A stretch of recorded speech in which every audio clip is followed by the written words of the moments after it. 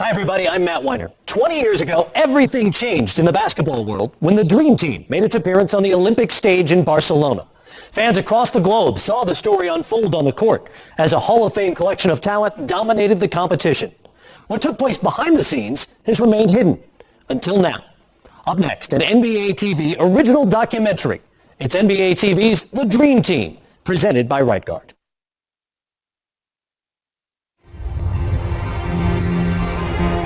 Why do people talk about dreams so much in sports? Dream seasons, dream matchups, dream opportunities. They do it because so much of sports is about imagining what you want things to be like. If only the setting were just right. It was one of those times none of us will ever forget. The characters, just right. I don't know anything about Angola, but Angola's in trouble. The timing, just right. 11 Hall of Famers. I don't think you can ever do that again. At no point in time. If only it could all be the way you might have dreamed it up yourself. Oh, you feeling? Yeah. That was the most exhilarating 15 seconds of my life. People perceived us as being superheroes. Hey, Michael Jordan! No Isaiah Thomas question for you. We became a team, and that team just stomped on everybody. This never happened in sports. Nowhere. Well, I figured eventually there'd be a movie made about the Dream Team. This group may well be the greatest team ever assembled in the history of team sports.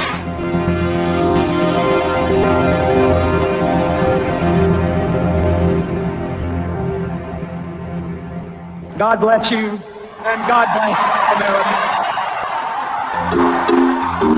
20 years can go by pretty fast, and the world isn't going to stop and wait for you to remember what it used to look like. 1992 was a time of change. New faces in America quickly transforming into cultural icons. None more so than the superstars of the NBA. The ball has repeated. Let the party begin. After the legends of the 80s had lifted the league's profile to new heights,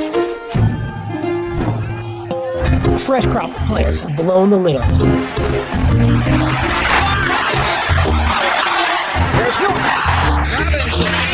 Their talents and their charisma made them more than just basketball players. I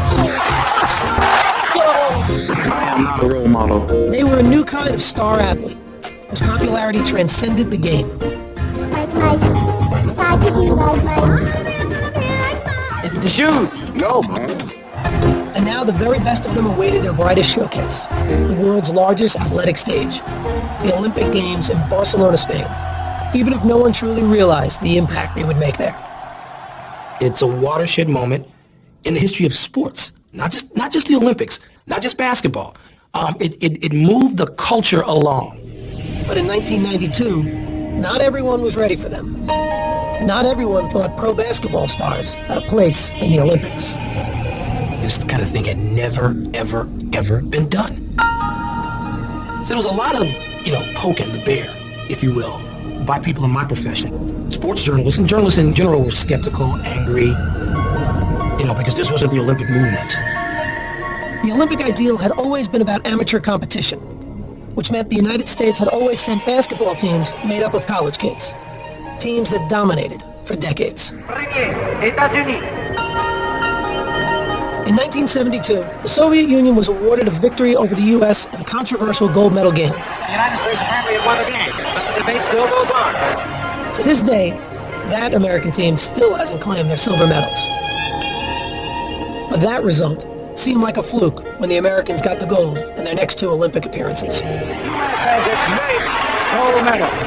While the U.S. celebrated, though, the rest of the world was catching up. So in 1988, when the Soviets won again, there was no talk of any fluke. The United States goes home with a semi-final loss to the bigger, more experienced USSR team. I was embarrassed. I know some of the guys left their medals there in the room. They didn't want to take them home. Here we are, USA on our chest, and we didn't get the job done. But the amateur ideal had gotten muddled.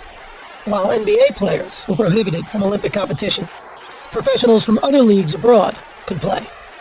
If you played in Europe for money, you were an amateur, but if you played in the NBA for money, you were a professional, and so our players weren't eligible.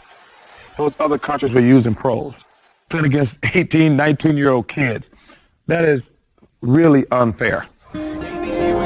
Changing the hypocrisy, though, was the central goal of a European named Boris Stankovic, the head of FIBA, the World Basketball Federation. He was very much intent on lifting basketball up to the highest possible level of international sports. And if the whole world knew that the very best players in the world were not participating in the Olympics, that made it a second-class event. So in 1989, Stankovic issued a resolution to allow pros from all leagues to compete in the Olympics. But back in America, the NBA was lukewarm to the idea. We wanted to be good partners with FIBA to grow the sport of basketball, but we weren't particularly anxious. We didn't know what it would mean. We didn't know if our players would want to do it. We didn't know what the logistics were, but the vote passed, and NBA players were eligible for the Olympics. Now the issue wasn't about whether American pros could play, but whether the best players wanted to play. The one guy that we were a little concerned about was probably Michael. The thought back then was Michael Jordan plays 36 holes of golf 90 days during the summer. What the hell is he going to be doing playing basketball? I was hoping they would not ask me to participate. And I was trying to figure out a way graciously that I could decline. I'd done the Olympic thing before, and when Rod Thorne called me and asked me, I wasn't gun-ho about it. My appeal to him was, the top player in the world. This is bigger than the NBA Finals, and, we need you. His thing, well, who else is playing? Are all the good players going to play? I'm not going to play by myself. So Michael Jordan waited to hear more, and Rod Thorne made his next call. It was a no-brainer for me. I was in from day one, and I figured if I jumped in first and said I wanted to play, that would give guys to want to participate as well. I think if Magic wasn't on that team, I don't think it would have been as spectacular as it was. And to finish out our careers, that was important for both of us.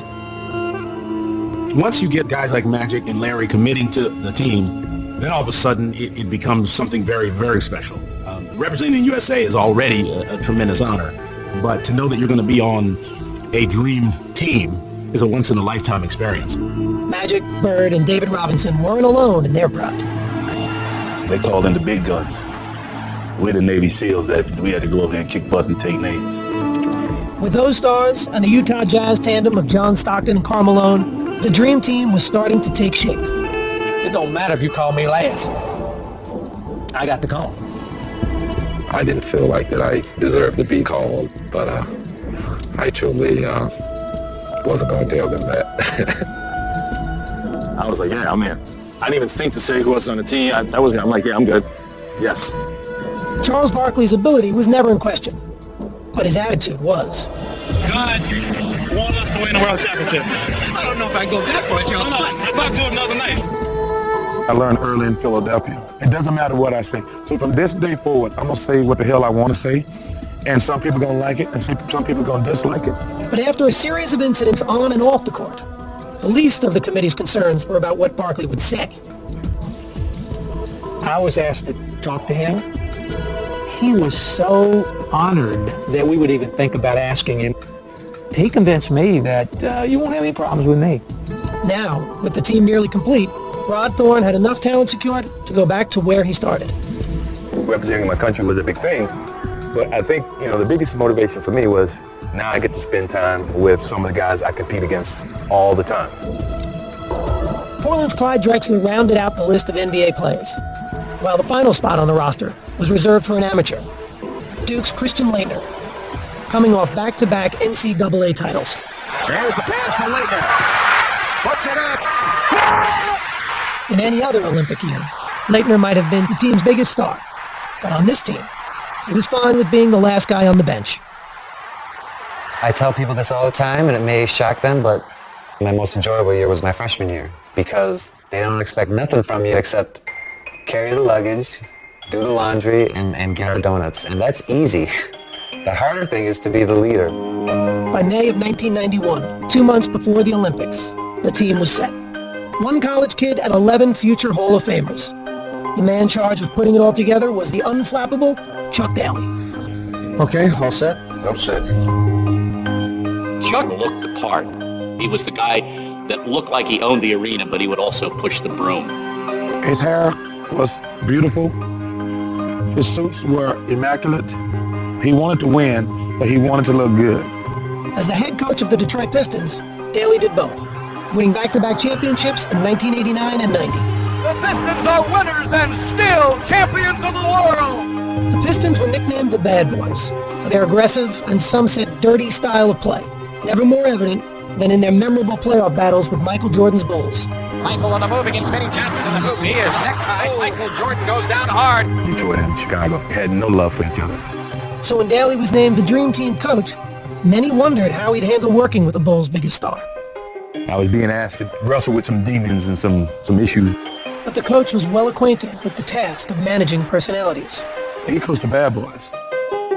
And if you can coach those, you can coach anybody. One player Daly wouldn't be coaching in the Olympics, however, was his own star in Detroit, point guard Isiah Thomas, who controversially had been left off the team's roster. No matter how much people try to say now, it was no big a deal. It was a big deal. I talked to Isiah at the beginning of the year about the aspect he wasn't on the team, and he was not comfortable with it. I'm sure he's very hurt. He's a very deserving player, but he was not selected. Thomas was well on his way to a Hall of Fame career, but was also seen by many as the biggest cultivator of the Bad Boys image in Detroit. Isiah was the general. He was the guy that would yap at his teammates and say, knock them on the ass, do whatever you got to do. And he missed one. He knew he was going to get hit. I despised the way that he played the game. Did you want him on the Dream Team? No, I did not want him on the team. Did Michael? Did you want him on the team? Well, I can't speak for Michael, but I don't think he wanted him on the team. Now, there has been speculation that your icy relationship with Isiah Thomas is the reason that he was not selected. Well, what is your reaction to that? That was one of the stipulations put to me prior to me even committing, that Isiah wasn't a part of the team. I was getting strong innuendos that it wasn't just, it was coming from higher places that didn't want Isiah Thomas on the team. Certainly things are being pointed at me because of our relationship and of course about the way that the end of the game between Detroit and Chicago ended. We were picking the group just after the Pistons had been eliminated by the Bulls, and it was very bad timing for Isiah.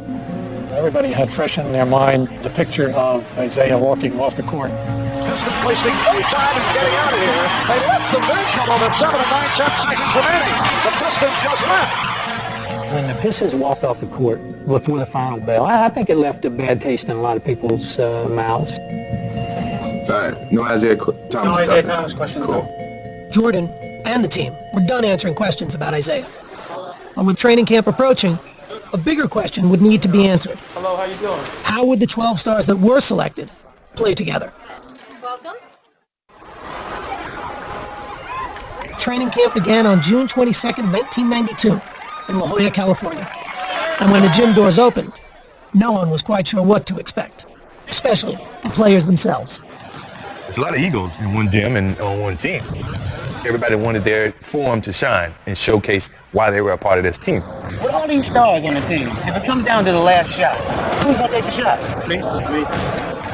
Everybody in the world has an ego. The only difference between us, we have a reason to have an ego. Every one of us felt like we was Everybody. And when practice started that first day, every player seemed to be trying to prove just how great they were. It was a very competitive practice, and I'm thinking, aren't we all on the same team? Patrick, I don't want to play with David. I want to play against him. And you hear Michael say, I don't want to be on Magic's team. I want to play against him. Every evaluation of Michael Jordan at that time was, he's good, but he's never Magic Johnson. In my competitive nature, I want to use every little bit that I can gather so that I can gain an advantage. Karl Malone, he's the only guy I would even compare to myself at the power forward position. So I want to prove that I was the best power forward in the world. Charles. Yeah, he's a great talent. Do I think he's better than me? Hell no. So let's do this. By the time this over with, you're going to be thinking I'm damn good too. The first practice, Barkley drives baseline, and Karl Malone jumps up like this. Barkley just dunked on him so hard. It was just an unbelievable play. I felt like, man, I cannot believe that I'm part of this practice. A few days later, the team had a chance to acclimate themselves to playing on the same side. Chuck Daly had scheduled a scrimmage against a select group of college players, a group thrilled to be facing off against their idols. I found out today I might be picking up Magic a little bit full court, so, things are just happening for me that really makes me happy. My whole thought process was don't embarrass yourself, and that was like the theme for me, like just hang in there. A lot of those people that I've looked up to, Barkley, Malone, a lot of those people talk confidence, and I think it's going to be a good matchup, no advantage on either side. For the college players, it was a chance to see how they'd match up against the world's best. For Coach Daly, it was an opportunity to get his stars to grow into a single unit. I think we're somewhere between the mentality of an all-star game and trying to come together as a team. So we've got to continually work on this. Daly had been hired for his ability to manage personalities and egos. And when the scrimmage began, it became apparent that his players had left one of their biggest weapons, those egos, somewhere else. A non-fan would think, well, they're going to go in there and they're each going to want their own ball, and Jordan's going to be hogging the ball, and Magic's going to be dribbling all over the place. Point of fact, it was the exact opposite. They overpassed. It was like, I don't want to start it off. You do it. And before you realize it, the select team was beating us by 10. We didn't know how to play with each other. We didn't want to step on anybody's toes or hurt any egos. And so these young kids, they were killing us. We were not into it, and we paid for it. Chris Webber was a man. I thought, boy, that's the guy's come this league. I could get out of here. Bobby Hurley was dominant. I did have some success penetrating and collapsing the defense, and our energy, our excitement to play, all those things played in our favor. Bobby Hurley didn't play 2 seasons in the NBA. Nevertheless, it did expose the one weakness they could have had, which is defending against quick guards. They were playing great. Then I noticed that Michael Jordan stopped playing. I'm just saying something. Chuck, then he said, we're all right. Yeah, we're all right. Daly watched as his players failed to make up the deficit. And in their first taste of outside competition, the Dream Team lost. A story their coach didn't want the press to get their hands on. I remember Chuck saying as soon as the game ended, we were getting ready to let media in, it was erase the scoreboard.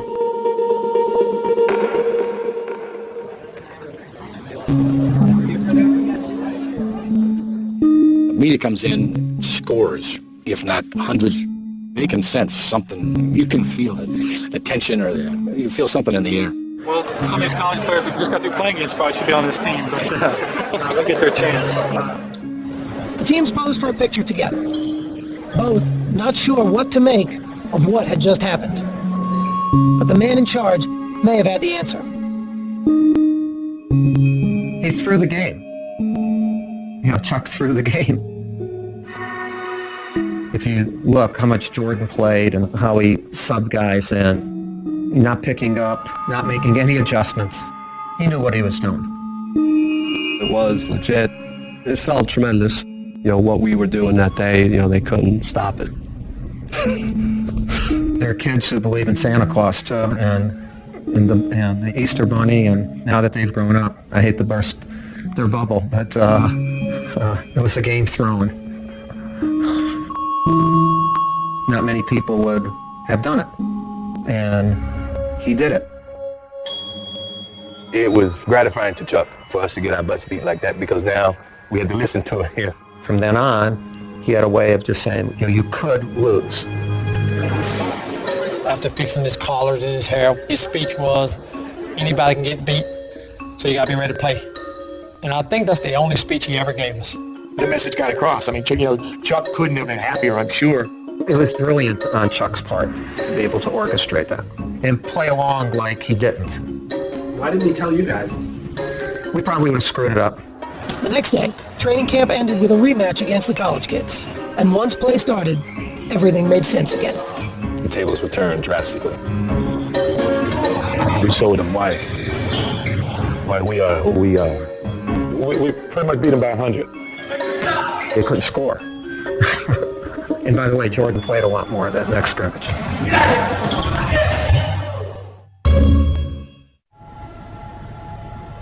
Before the Dream Team could play in the 1992 Olympics, they had to qualify. The place to do that was Portland, Oregon, and the Tournament of the Americas. It would be the public's first chance to see the NBA stars together in a game, especially Jordan, Bird, and Magic. Daly had asked all three to be team captains, but Jordan had turned him down. I knew how much it meant to both of those guys because they never had the opportunity to play in the Olympics. So I said, you know what, Chuck, don't worry about me. Let these old dogs do it. Magic and Bird weren't just the team's oldest players. They were also the most revered. They had entered the league together in 1979, embarking on a rivalry that had redefined the NBA. And along the way, their personal admiration for one another had grown. Magic's just a great basketball player. He's the best I've ever seen, Unbelievable. I don't know what to say. In 1992, they'd be getting the chance to share the ball. But the opportunity would be coming at the end of their careers. Bird had given his soul to the game. But after so many years, his body was betraying him. He had back problems. You just get to the point where you just couldn't play. You couldn't think, couldn't move, couldn't run. If you can't feel your feet, it's hard to run. Larry was on the fence because of his back, so I said, man, LB, you gotta play, man. You gotta play. This is our last chance to be together. Magic would be able to convince his old friend to play. But at the start of the 1991-92 NBA season, he was forced to retire after learning he had the HIV virus. Doctors would eventually clear him to play in the Olympics, though that didn't stop fears from swirling. There's a lot of players that really didn't want him to play, didn't want to play with him or against him, because nobody knew what disease meant. They said, you get a little blood on you, you got HIV, or breeze on you, I never bought any of that, you just keep going. And that's what Irvin decided to do, just keep pushing, keep going. 6, 9, 3-pointer, Magic had made a cameo in the 1992 All-Star Game and had focused his attention on the Olympics, hoping for an encore of a lifetime alongside his old rival. Our careers were really over, and it was something I thought needed to happen for both of us. Their debut would take place at Portland's Rose Garden, with their team needing to medal in the Tournament of the Americas to qualify for the Olympics. That seemed like a foregone conclusion to just about everyone, including their first opponents, who were completely in awe before the game even started. The Cuban team spontaneously drops to its knees as if 12 popes had come by on Easter Sunday. At that point, the idea that this is merely a basketball game has been ripped asunder. It was a surreal feeling. She's like, dude, we're here to kick y'all behind. And they want to take pictures with you. Then the game begins. Magic and Larry come out together, two guys that saved the league. They wouldn't even be playing this game without those two. And Magic passes the ball, Larry makes the first basket. backing in, goes to the fadeaway. It just didn't get any better than that. The U.S. was off and running, and the result was a thing of beauty. Johnson leading the break. And no one seemed more excited to be sharing the court than the co-captains.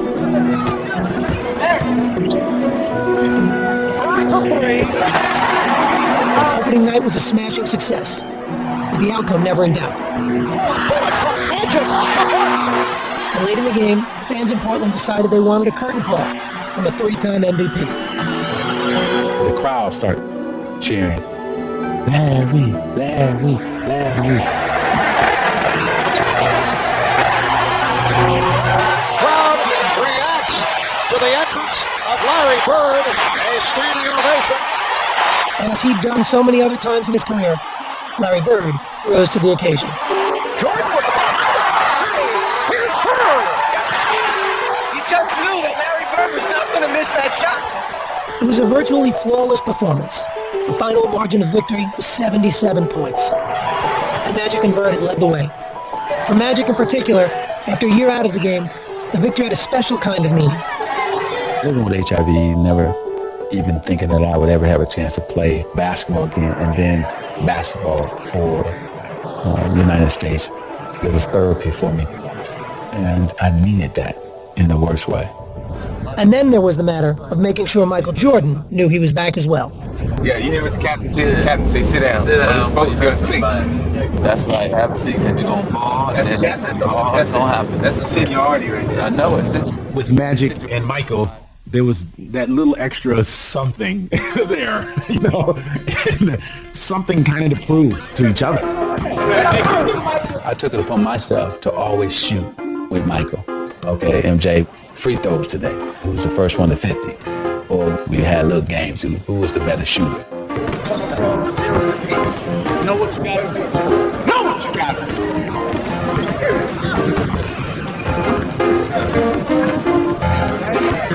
He didn't want to relinquish that control of the 80s, in a sense, even though we were going into the 90s. Don't touch the phone. One hand, don't touch it. Don't touch it.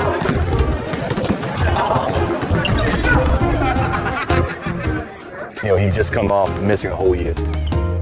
So it was who can win, who's going to have the bragging rights by the end of this trip. You can't get too close to Michael, it's a foul. You haven't committed a foul in almost a year and a half, man. Michael's always tried to let people know that he's the top dog in whatever. That's just his competitive mode. I'm the young guy with the old elder statesman. These old guys, they got all the rights. They can't stand in one spot too long. He's a young puppy. I'm the big dog here. Whatever I say goes. While the winner of Magic and Michael's Can You Top This challenge remained in doubt, when it came to facing the competition in the Tournament of the Americas, the team stood united. When we took the court in Portland, which, you know, we're on home ground, we wanted to showcase to the fans who will be representing them. The lead is 30. Stay on. Jordan. I'm going to send a message around the world today that y'all can give it up. You foreigners can give it up. Steele, Stockton, and Morris. Set him up perfectly. The Americans won their 6 games at the tournament by an average of 50 points. All right, Larry, your impressions of tonight's game? The gold medal was no surprise. But what was unexpected was the team's interactions with their opponents. They showered them with adulation before, after, and even during games. Magic Johnson and Rondo shaking hands after the shot. The Tournament of the Americas had served its purpose. The U.S. had qualified for the Barcelona Games and given the world its first glimpse of what was coming later that summer. I'm going to say this is just a small step, but what our goal really is to get to Barcelona, win the gold medal, and bring it back where it's supposed to be. Thank you.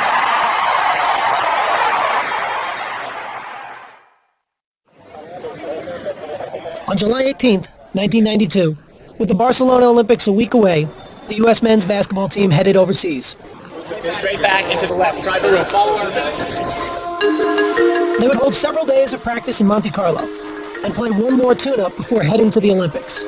The luxurious setting on the Mediterranean Sea was fitting for what already may have been the world's most famous team. Monte Carlo is one of those glamorous cities, and here we were with the most glamorous team ever. So it's kind of a rock star-ish kind of a thing.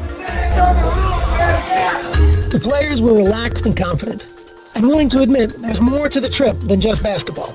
I don't worry about playing basketball. That comes naturally. I just want to have fun.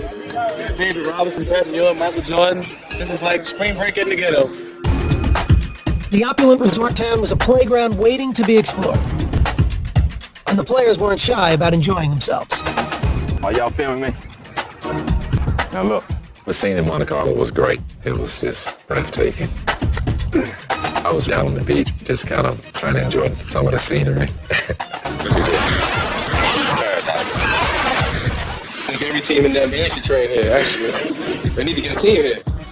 Every day we got back to practice, we made a beeline to the swimming pool because all those girls were laying out topless. I'm going to be in that pool so much the next 2 days. I think I'm on the swimming team in Barcelona. We're all out there with our significant others, and all these women walking around topless coming, can I have an autograph? So I signed it, and Michael Pop's been telling us, usually you tell everybody no, but because this lady coming over topless, you're going to sign her autograph. My wife looking at me like...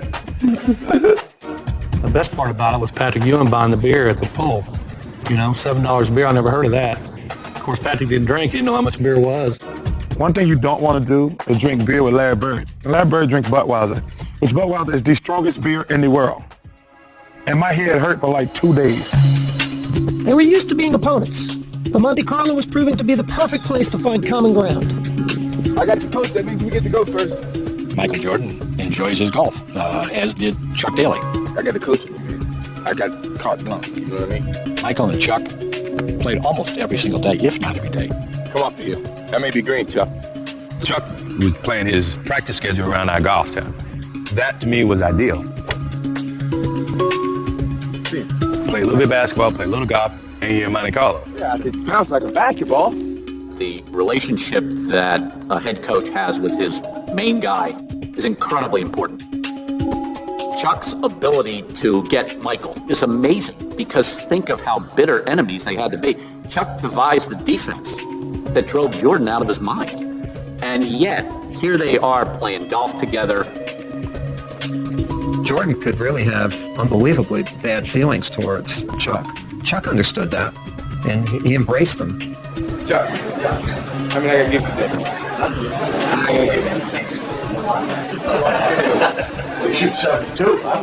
That was a bonding thing for me and Chuck. Always been a thing that I treasure just as much as being a part of the team.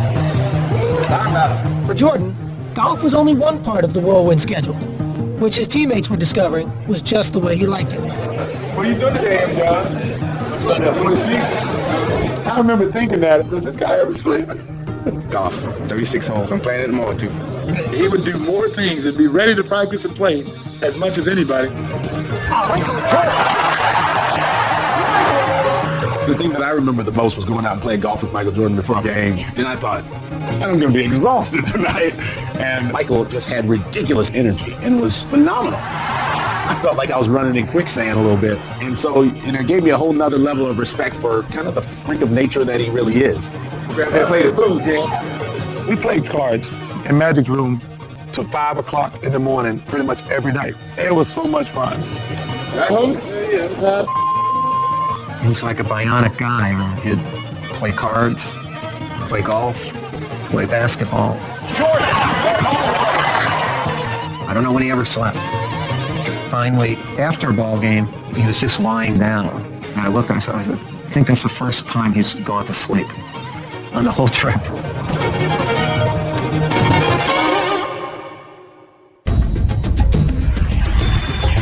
After a few days in Monte Carlo, the players returned to the court for an exhibition against the French national team. Everybody had their eyes on one team. We could feel it. It was just such talent, such incredible skill, and it was just such a pleasure to watch. The Americans won the game easily, even if their performance was far short of seamless. It was a great game. A lot of sloppy passing. I didn't like any of it. That was a terrible game, and U.S. looked half interested. And so Chuck kind of the next morning in Monte Carlo, even though everybody was a little hungover and tired, had to really kick their butt.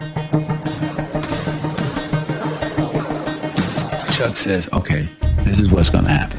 We're going to play it like a real game. We're going to play 4 quarters.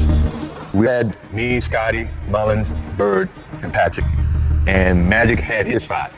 We weren't going to change that team at no point in time. You got your 5, I got my 5. We gave them the college guy. You can have Christian Laettner. We don't want him. You can have him. He's just over there waiting to tag in. But it was about pride, and the college kid couldn't help either one of the team. Michael Jordan called Clyde out and went at him. Tell him, this is what I'm going to do to you. Fall away jumper. Good. What did I tell you? So I said, no, Clyde, you better get him back. You better get him back. Charles Barkley said, I want to take Karl Malone now. So Charles gets it. Fall away jumper. Good. I said, oh, Karl, you got to get him back. You better go down there and get him back. Karl went right at him. Jump shot. You ain't nothing. You ain't nothing, Barkley. So then I came down. His energy is real high. He feels like he's in an opportunity to prove himself. Showcase that, hey, look, I'm still Magic Johnson, and I still dominate this game. Magic was the same. You ain't the guy, and we got other players in this gym. It doesn't take much to get Michael going. Just a little something to tweak him, and it's on. He never liked to lose. Mike always got that look.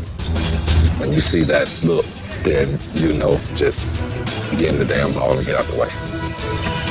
As much as it was 5-on-5, you could see in Monte Carlo that it was gravitating towards, okay, Michael and Magic. Magic was hesitant to surrender his place on the mountaintop. And Michael being Michael, he needed to say, no, I'm on the top of the mountain now.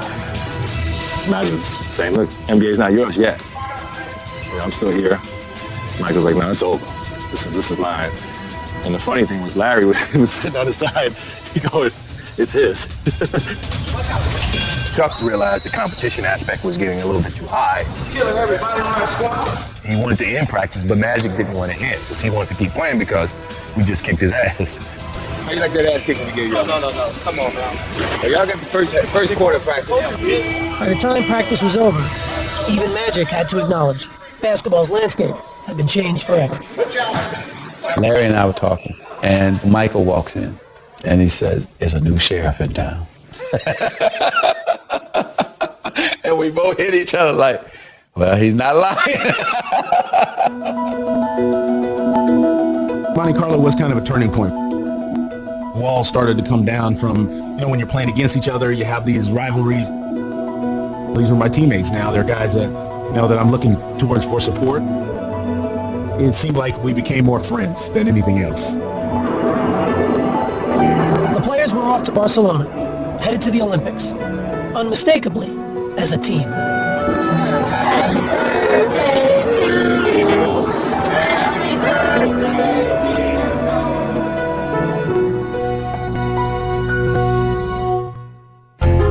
NBA TV's The Dream Team, presented by Right Guard, will continue in a moment. The United States men's basketball team landed in Barcelona for the Olympics on July 24, 1992. In store was an experience unlike anything they or the sports world had ever seen. The plane landing in Barcelona, helicopters flying over it. We're thinking, wow, what is all the commotion? What happened? And then we figured out they were there for us. That was the first time that we realized how popular and how enormous this thing was. I was like, guys, if we lose, it's going to be like the biggest upset in sports history. Barkley was right. There was no margin for error. A reality the rest of the team openly accepted in their first press conference in Spain. I know I'm really afraid to fail because I can't go back home if we don't win the gold. Even though from a little small place in Summerfield, those 250 people there said, I can't come back. Barkley, meanwhile, handled an endless barrage of questions as only he could. How did you feel in 1972 when the Soviet Union beat the United States in that wild game? Well, I had just flunked my entrance exam in the kindergarten, so that's the only thing. No. Everybody that has ever been in front of a camera, we tend to not say certain things. Why don't they just take their ass whipping like people and go home? Barkley says things that we would think about and never say. We're going to have a little revenge in our hearts for 72 and 88. David, well, he can't say that because he's a Christian. But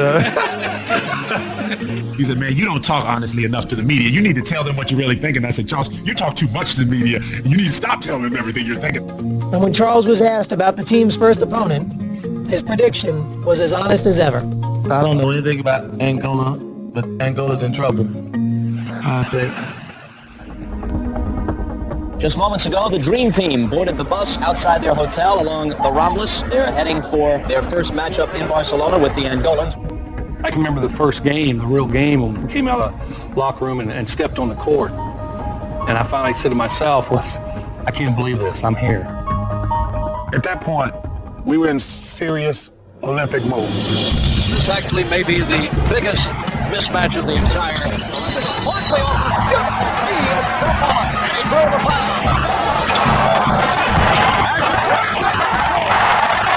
The U.S. with a 46-1 run. 46-1. It was just a tremendous atmosphere because there was an appreciation for how great the U.S. players were.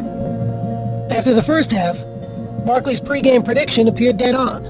But in the second, Charles found some trouble. Many of the players in Angola, they play against South Barkley.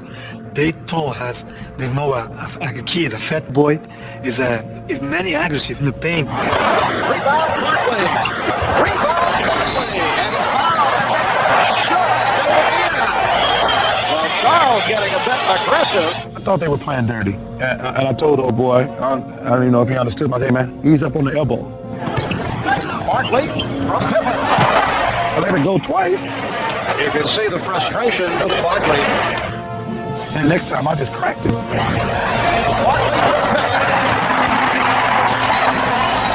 technical foul has been called on Barkley. To his dying day, Charles claims the guy elbowed him 3 times. I said, Charles, you're full of crap. No, it's not true. I didn't elbow Barkley before the incident. People always say, turn the other cheek. If you turn the other cheek up, we hit you another cheek too. I thought, what are you doing, Charles? The guy is half your size. But Charles is an equal opportunity abuser. Erlander Coimbra did not think it was a friendly elbow. That's the same guy that just asked you for an autograph, Charles. I mean, you think he's not intimidated? I think he's act like a bully, but maybe it's from his personality. The United States has defeated Angola by the score of 116 to 48. The game may have ended in a rout, but afterwards, the result was overshadowed by the controversy. Wilson the elbow. Well, he hit me, I hit him. That's what it is. Charles made you look like the ugly Americans, which we were trying not to do. We said to Charles, look, man, you're a reflection of all of us. So if you do it, they're not going to write the article that Charles Barkley did. They're going to say the Dream Team.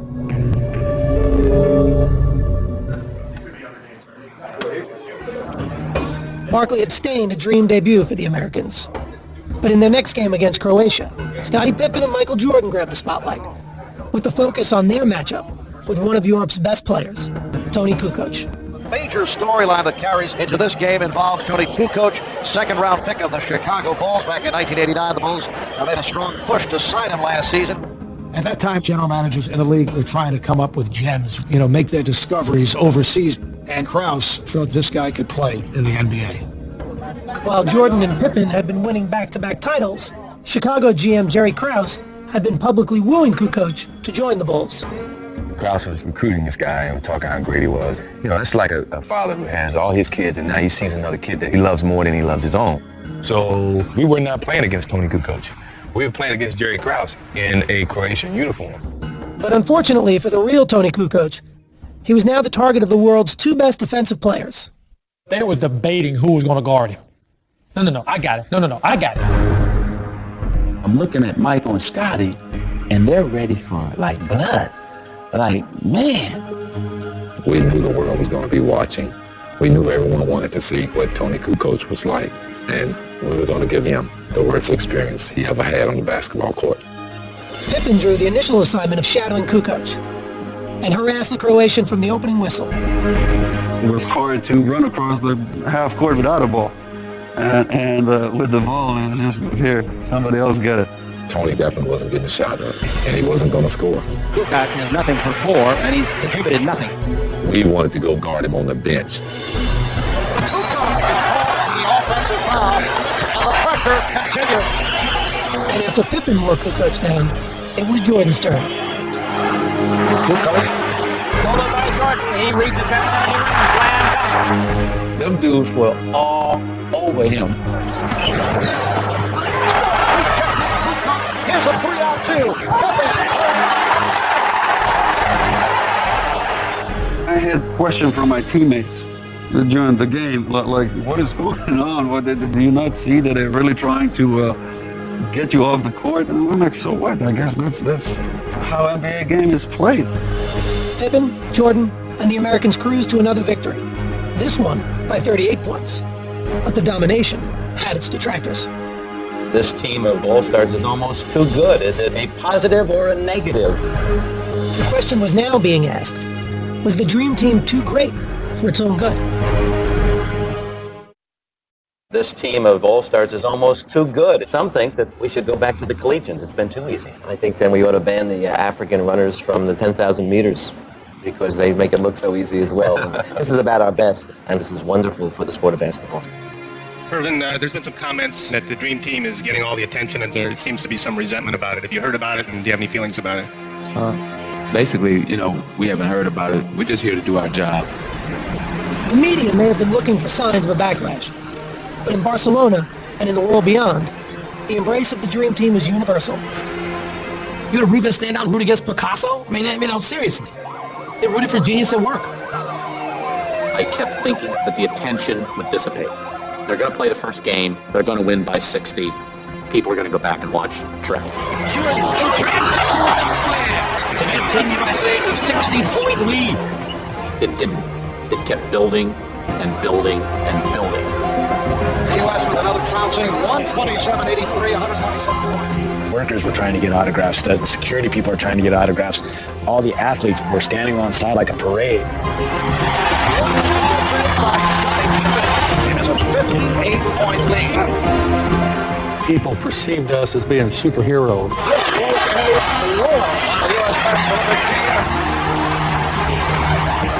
The guy on the bench is taking pictures. And I said, wow, we are having an effect over here.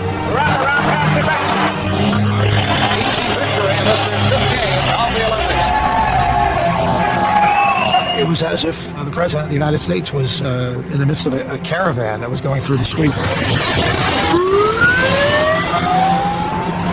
Just like the Beatles, where there's thousands and thousands of people waiting all the time. Nothing else exhilarating 15 seconds a month. We're like, wow, this is amazing. No one member of the Dream Team reveled in the Olympic experience more than Charles Barkley. After throwing the controversial elbow against Angola, Barkley had emerged as the team's most visible player. Everybody always had the same question. How much of an ass is Charles Barkley? Hey, Jack, when am I going to be on the cover of Sports Illustrated for this stuff? I should be on the Dream Team cover. And then every time you'd go spend time with him, you'd just realize that he was the most enjoyable act, not only in all of sports, but possibly in all of pop culture. Sometimes I dream that he is me.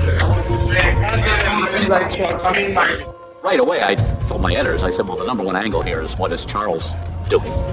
And if you wanted the answer to that question, all you had to do was follow the crowds. They're like, we don't want you guys out and about because we don't know how safe it is. And I'm like, dude, I'm at the Olympics. I'm not going to stay in my room the whole time. So Barkley strolled Los Ramblas, a man of the people if ever there was one.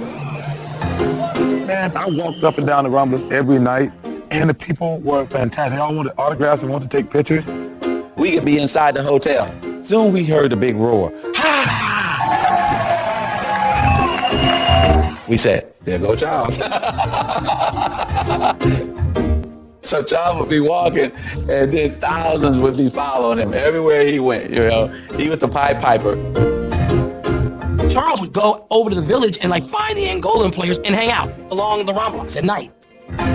He was the most memorable person of the 1992 Olympics. I just saw this touch he had. I don't think anybody else in the world could have done it besides Charles Barkley. At the end of the day, he was America's best ambassador. Barkley was celebrated for experiencing the Olympics on his own terms. More quietly, one of his teammates found a way to do the same. We had the motorcycle escorts and we bust through traffic like Dick Tracy. But this one day we got stuck in traffic. We're just sitting there. Finally I said, that's it. Let's go. Anybody wants to go with me, I'm heading. He'd get off the bus and his family met him. He started walking right through the middle of everybody and nobody noticed him. I'm still on the bus, seeing him walk down the street, and I'm saying to myself, I would give anything to do what he just did. See guys, this is called the Ramblas. See all the footprints? All right. So Los Ramblas, it's like Times Square or something. There's just so many people walking. I'm 6'1". I'm about the average size of everybody else on that little walk. So I'm walking with my family and I have the camera and nobody's noticing. You think it's the sunglasses that's fooling him? Must be. Hi, from America. Yeah. Whereabouts? Whereabouts? Massachusetts. You been watching the Dream Team at all? Yeah. They're pretty good, aren't they? Yeah. No attention whatsoever. Finally, we ran across this lady who had the Dream Team and all the pictures on her T-shirt. Hi, are you American? Of course. You look wonderful. Why, thank you. She started speaking real excitedly about each of the players. I said, have you had a chance to meet anyone? We met Charles Barkley the other night. Did ya? He's a hell of a player. See, you got all the players right there on your shirt. Is Charles the only one you've ever seen? Hey guys, do you know any of those guys on there? I think my oldest son, Houston, ruined the surprise. That's your dad? Too bad he's not here. I do, yeah. I can't go anywhere without being bugged. Really not much different from Michael Jordan walking through here. For the players, surreal experiences had become the norm. But even more memorable were the unlikely friendships developing behind the curtain. It was a unique mix. You know, Larry Bird and Patrick Ewing became like best friends. I got a white guy from Indiana, and I got a brother from Jamaica. Patrick said I could pick his mind. It took me 3 minutes. Now I get the chance to come back and start picking on mine. Took me one. We were probably the two of the most unlikely people you thought that would be friends. But if you look, not only Larry and I got to be great friends, but all of those guys got to be much better friends. We all enjoyed each other. We all enjoyed the ride. And we got a sense of each other as men. Then, when we got to the court, it made it even better. The Dream Team's chemistry turned out to be the hallmark of their success, as the players closed in on what they came for. Their big margins of victory may have been a testament to their dominance, but numbers couldn't capture what made watching them so unforgettable. Guys played the best basketball you've ever seen in your life. It was literally like great poetry or great art. At times you feel you're watching a performance, a concert rather than a basketball competition. This was fun. This was like how basketball's supposed to be. And at the center of the fun was the team's biggest star, who had come to Barcelona at the peak of his powers and shown how much his popularity had exploded. I will say this one thing about Michael Jordan. I've been around other celebrities in my life. I've never seen people react like they do to him. People go crazy when they see him.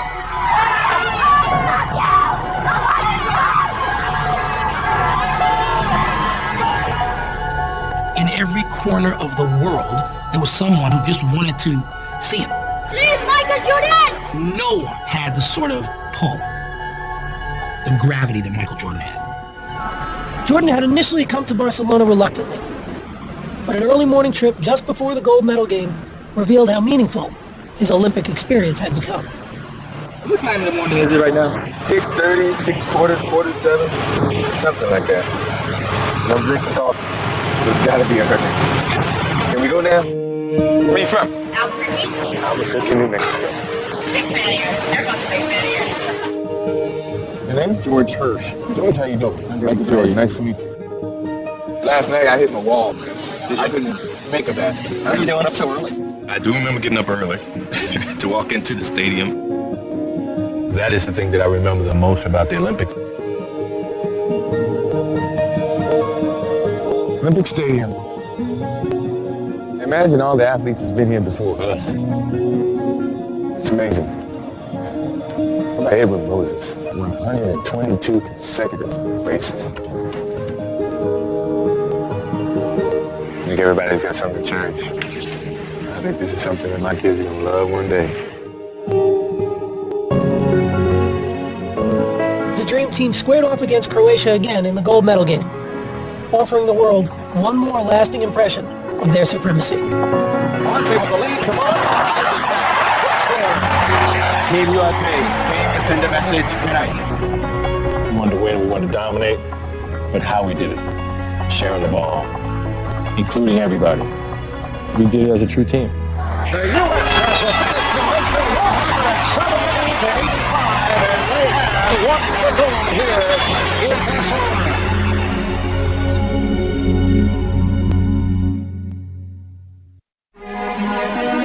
Campeón olímpico y medalla de oro, el equipo de los Estados Unidos de América. There was never really any doubt the Dream Team would win gold in 1992. But as they walked back onto the court to get their medals, the moment still overwhelmed them. You saw a lot of tears from players. It was a very proud moment for me because anytime you represent your country, you know, that's a prideful thing.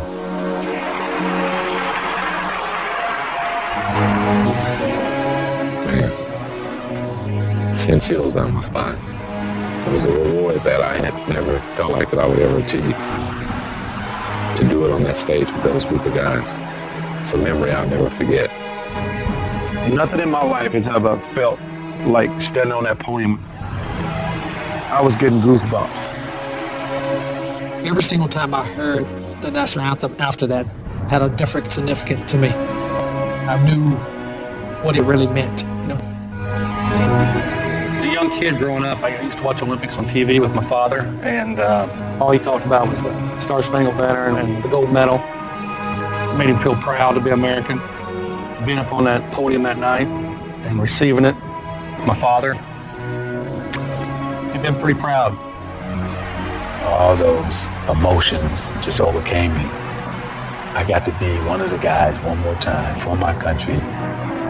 I said, man, I'll never forget this moment. You know, if this is the end, this is how I wanted to go out. This may well be the greatest team ever assembled in the history of team sports.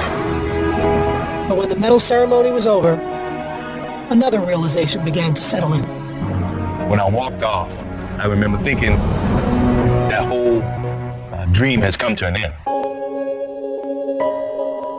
The next season, every Olympian except Magic Johnson and Larry Bird would return to the NBA. Michael Jordan and Scottie Pippen would win their third title against Charles Barkley and the Phoenix Suns, on the way to 6 championships overall, the last 3 with Tony Kukoc. Eventually, other members of the team would also win titles. But each NBA player on the Dream Team would reach the Hall of Fame. Still, it's what they did together that summer that had the biggest impact on the game. An impact that continues to grow today. It really lifted basketball and it gave birth to international stars who had nothing to do with those games in '92, but who took so much from it. We made the game a worldwide game. You know, I talked to Tony Parker. I talked to Ginobili. I talked to Dirk Nowitzki. Those guys said their first love of basketball started with the Dream Team. And I'm really proud of that. The world can change a lot in 20 years. But there are moments in time you never forget, no matter how long it's been. No matter how much else has changed in your life since. 20 years later, they've all kept ties to the game in one way or another. And they all talk about the summer of '92 as if it happened just yesterday. An experience still unlike any other in their remarkable basketball lives. I've never had more fun being around anybody. Everybody got along. There was no ego. We had fun. You know, clearly everybody reminds me I never won a championship. So that to me was like winning the championship, winning the gold medal, and hanging out with these guys. The reward itself is really only a small part of the story. It's what the gold medal represents that will always tie these men together. This is like this fraternity. That's pretty awesome. I don't think you're ever going to be able to get 11 Hall of Famers to play all at once, you know, on one team. That's unheard of. We go on the bus. We come back. Walk out the hotel. Wave. Wave outside your window. I can't believe it. That's so magical. That's so magical.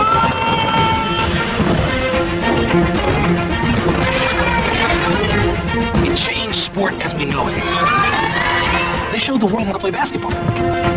One other team can say that. I don't think we'll ever see anything like it again. It's an insult to compare anybody else to that team. Take a good one. Reds will never see a team this great again.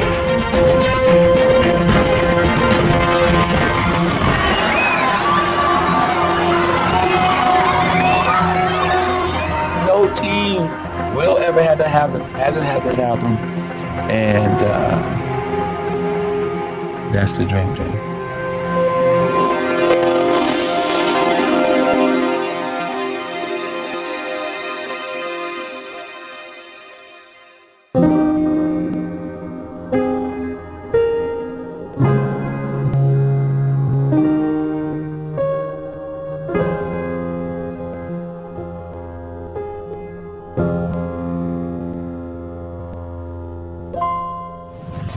92 gold medalists, Olympics. USA Basketball Dream Team, original, NBA. Hey, give me some of it. Right there. Yes, sir. Awesome.